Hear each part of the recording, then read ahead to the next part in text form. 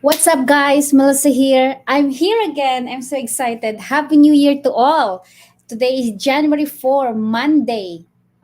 It is today a Happy New Year. First episode of our Nurse on the Line. Can I help you? All right, so we're going to continue our discussion regarding stroke. So last time I had talked to you about preventing stroke. Now let's move on and dived into the first hours at the emergency department. You call 911. Ambulance came, or a friend of yours or a family members brought you to the hospital. So the first hour after a stroke can be very, very scary and fast paced. So again, this is a continuation of what I've said before. So now we are intervening healthcare system, healthcare medical frontliners, doctors, neurologists, nurses, stroke nurses are now intervening and working actively and very quickly to figure out the type of stroke had happened. So then I had already told you before, guys, that when a doctor had known or neurologist had known that what kind or type of stroke had happened, then the intervention would be more faster. So um, there is a quick action to prevent further damage to the brain cells. That's why they are so busy. It's a fast pace. It's a very critical. Remember that I said the first symptoms, as soon as the stroke occurs, that will be um, uh, that will be like a medication that will be given right away. We call that TPA. It's a clot buster, an IV medication, IV intravenous, to give it to right away to the patient within the time frame of 4.5 hours. If we pass that, no more, finito. We cannot give the IV medication anymore. So there are three goals. There are three goals for treatment in the first few hours after a stroke. So number one, to stabilize by managing the breathing. So the heart function, the blood pressure, the bleeding, and the swallowing and the other symptoms. So what does it means is that you're stabilizing. So is the patient can breathe? Is oxygenation is not a problem? Meaning, does he needs oxygen? Is the oxygen level is okay? So we you can see if the patient is struggling to breathe or whatnot. If not, then of course right away we have to hook up to the oxygen, put a face mask, put a nasal prongs in the emergency department. Heart function. So then it can be tested by, of course, putting ECG leads. We have to check that right away. The blood pressure, is it high? Is it low? Of course, by checking the BP, we have to grab the BP machine. Bleeding. Is there any active bleeding inside the brain? Or is there any bleeding anywhere when the patient fell because he had a stroke? We have to stop and stabilize that. Swallowing. So then we have to ask the patient, can you swallow? We have to ask the patient to sit upright, and then we can give him like a small cup, like 5 ml of water, and let him swallow that. If he's coughing, then boom, that's it. He's not allowed to have thin fluids that's out, like water, juice. So then he's not allowed to have that. So then we have to stabilize and know that on the first hours of the stroke. And then we have to make a diagnosis. So the making diagnosis would mean the patient should be going into a CT scan, so a brain scan, as soon as possible after the patient arrived in the hospital. So the CT scan, or we call computed tomography, it's a scan that scans the brain and show the type of the stroke, so the location of the stroke. And it scans the results and helps the healthcare system, the neurologist, the stroke nurse, the doctors, specializing, to choose the best treatment option. And then also there are blood tests that will be followed with that assessment. So we have what we call CT scan with contrast. So right away, the family will be asking someone together with the family members, is the patient allergy to any we call that uh, a contrast, a dye. So some will have to inject a dye to the nerve or to the brain, and then so that we can clearly see and visualize the brain through a CT scan. So the CT scan again will determine what location, right? If it is left side of the brain, right side of the brain, and then that's where we make the treatment. Also, the CT scan will determine if it's a bleeding stroke, if it is a clot origin kind of stroke. And then so to provide early treatments, the type of treatments depending upon the type of stroke. That's what I just mentioned. The stroke type of that is a stroke that is a bleeding kind of stroke. We call hemorrhagic stroke. A stroke that is caused by blood clot. Then what we call ischemic stroke. Then the treatment plan is in place right away. So the early treatment for ischemic stroke or clot is what we call the doctor will decide right away a clot busting action called TPA, tissue plasminogen activator. It's also known as Activase. This medication can help reopen the blocked arteries. Some people with person or patient who has ischemic stroke, it must be given as soon as possible within the period of 4.5 hours with the stroke symptoms started. TPA can reduce the severity of the stroke and reverse some stroke effects. But not everyone has an ischemic stroke that can receive TPA. And then again, the determination is coming from CT scan. After a patient received the TPA, the healthcare will be watching extra closely for the first day. So then the patient will now move on to neuro ICU, neuro intensive care unit to have a very close monitoring. To make sure that TPA is work, a repeat CT scan is again will be done within a day or two to reassess the ventricles, to assess this, the clot if it is had dissolved or whatnot. And then the nurse who specialized in the field, the neuroscience nurse, the neurology nurse, which I myself was been there, we have to keep an eye. Every half an hour, every hour assessment, asking the patient, open your eyes, what's your name? Can you raise your hands up? Can you give me thumbs up? Can you show me two fingers? Can you wiggle your toes? Can you raise your hands up, and then can you push? So that's this assessing strength of the body, assessing alertness, assessing cognitive level. We call that GCS, Glasgow Coma Scale. So alert orientation, if the patient obeys, if the patient is articulating the speech, when you ask what's the complete name, where is the patient right now, or where are you right now, as we ask the questions, what's the month today, what's the date today. So we call that, and we also have to assess we have also a specialized neurological assessment we call NIHS. It's a stroke scale assessment that we have to check. Like, for example, we're going to ask the patient to raise the hands up and let it stay there for 5 seconds, 5 to 10 seconds. And then if it drops, then there's another, indicating that, oh, hey, we need to have another CT scan, and then the doctor should intervene. NIHS scale is also helpful when we ask the patient, okay, there's like a language, a picture that we ask the patient, can you describe what's in the picture? So one of the classic picture that the stroke scale we have is the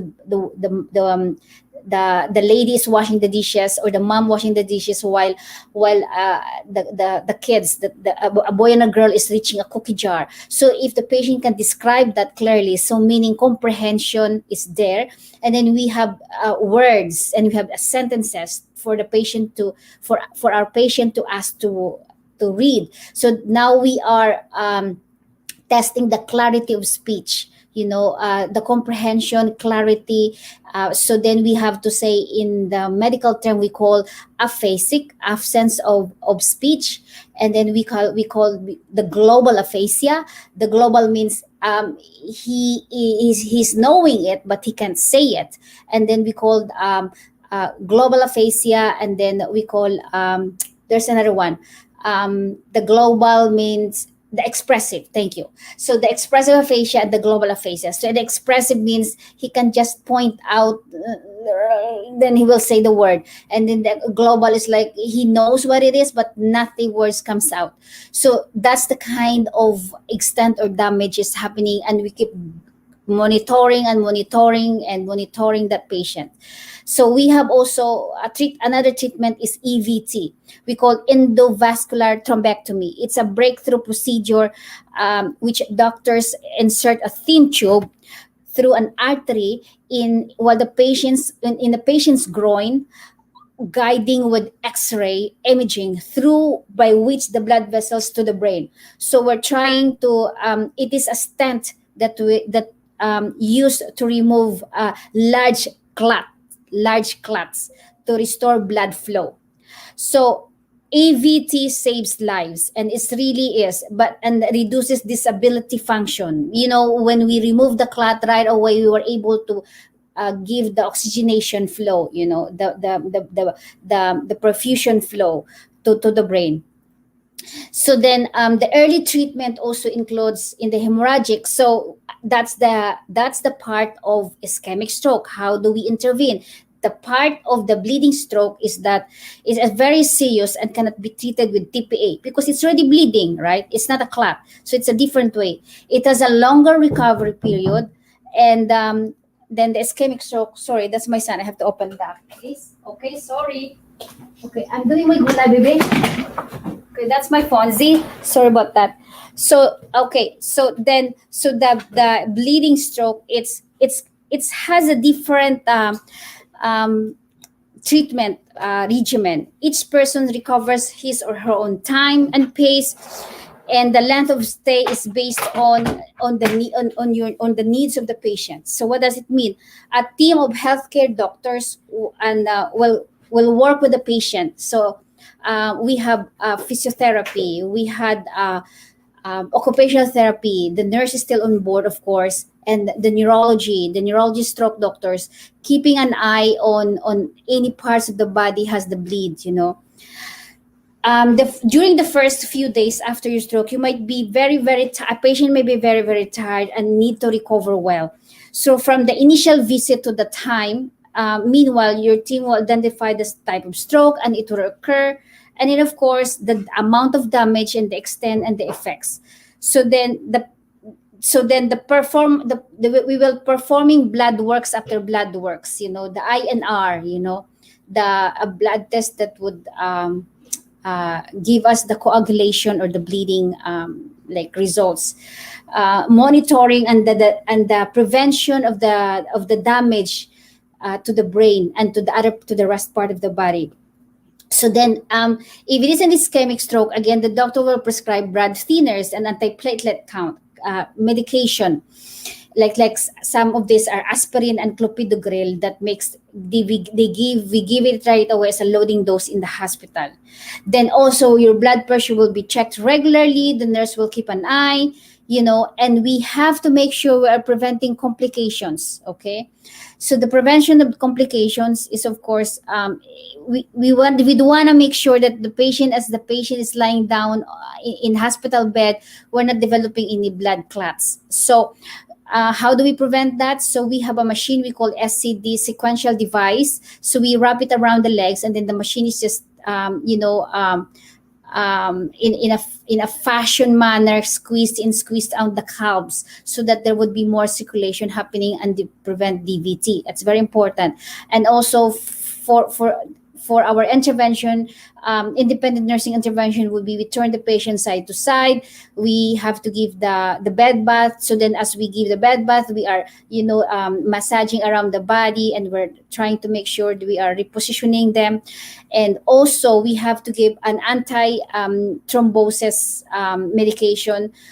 We call blood thinner that we give subcutaneous or injection that would prevent the blood clot. We call medications aldalteparin and enoxaparin.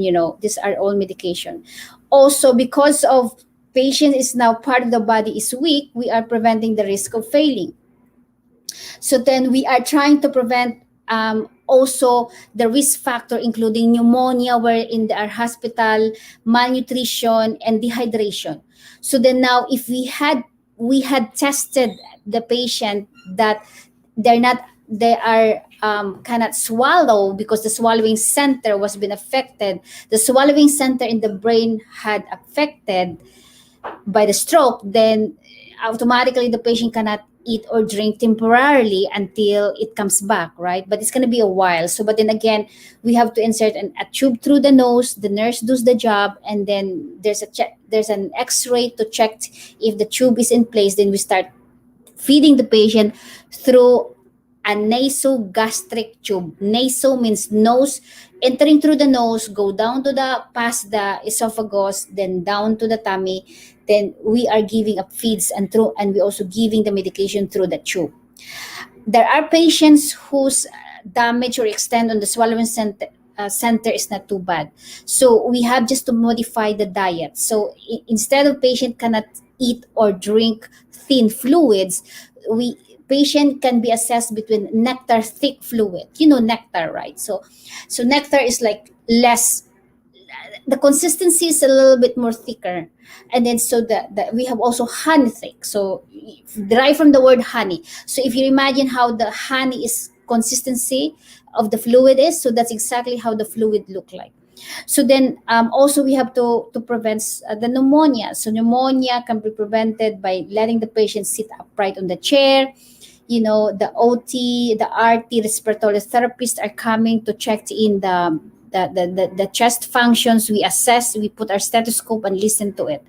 And then you're gonna say when is the family can come in. The family can come in on the first 2-3 hour, in the first 2 hours, not yet, because it's a busy pace. So we cannot really give the patient yet we cannot give the family an update until we stabilize the patient, because it's very important, right? So and then so by day, as soon as the patient will be settled in the neuro ICU, there would be visiting hours for that. But again, because of pandemic, we only allowed certain times, like 2 hours.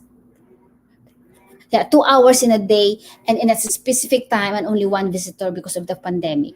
So when a family have questions and concerns regarding patient, then the neurology and the stroke doctors are 100% willing to sit down and talk to the family members or to the person who is allowed to receive the primary caregiver, or the legal person who will receive the information. If the patient cannot neurologically cannot yet understood what's going on, so the family member who is the legal in the Privacy Act, whoever is written there as the primary person who will receive reports, that's the one whom the doctor will gonna be informing about what's going on, what's happening, and the update, so called. That's what we do. They can also call in the nurses station for us to update. So then we moved on to how long and what's the recovery phase like. So then, are we going to be discharged with the patient at home? Are the patient gonna go to rehab? Are the patient gonna go and stay in the hospital for quite a while and worked on in-house rehab? In-house means hospital. Or we're gonna move on to the next level of care, which is rehabilitation. Or the patient will take home the patient with the mild symptoms and recover faster. So there you go, guys. You had some thoughts and ideas. If you have a questions, leave the questions below. You are welcome to ask, and you can ask me anytime. Fire me a message saying, yes, I have a question regarding stroke with hospitalization. This is a scenario in general per se. Additional or information or incomplete information is depending on every hospital and every country. So, but this is what in general about stroke and stroke recovery process and situations. Hi, Christine. Thank you for tuning in. Hi. Yes, thank you. Awesome. I'm glad you are here today. So that's all for now. Short and sweet. preventing and expectations, what's happening when the patient has stroke in the hospital. Cheers, everyone. Hello, Donna. You popped by so quickly. I'm saying bye-bye now. So that's all. Tomorrow, I'm going to pop by again. It's a different topic about my business. So by this time, it's just an episode of Nurse on the Line. Can I help you? And I'm signing out. Thank you. Happy Monday. Happy New Year. Bye bye for now.